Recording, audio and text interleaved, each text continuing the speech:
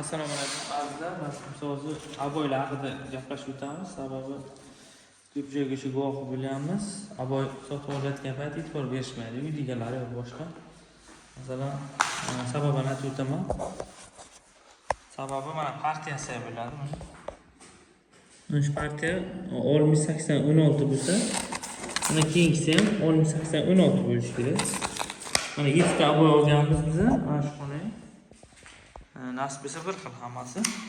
Agar mana shu sifrlar bitta adashib ketsa, 60 masalan 81 mi 60 yo 79 bo'ladigan bo'lsa, rangi o'zgaradi. O'sha aboy oladigan paytimizcha nezametli bo'ladi.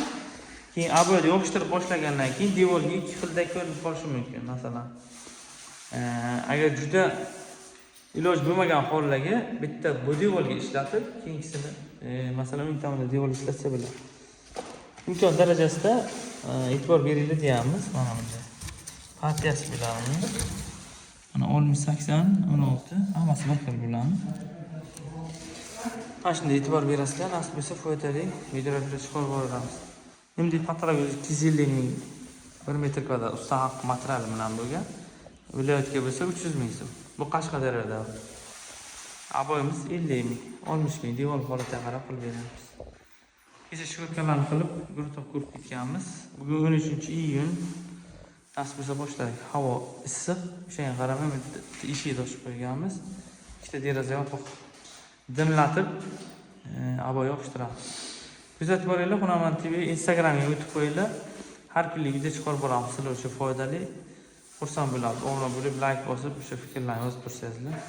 Qo'llab-quvvatlagan bo'lasizlar ishlarimizni. Omon bo'linglar. Hamma to'piga Alloh baraka bersin. Musofirni turma zakaz bersangizlar bilan patkulch qilib beramiz.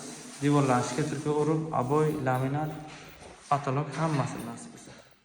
Hammaga rahmat. Sog' bo'linglar. Kuzatib qo'yinglar. Trenddagi aboychamiz 180 mingdan olingan. 200 ming 180 ming atrofida. Xitoy aboy juda ham sifati yaxshi. 6-xonadonga qilishimiz. Nasib bo'lsa yana ikkita bor.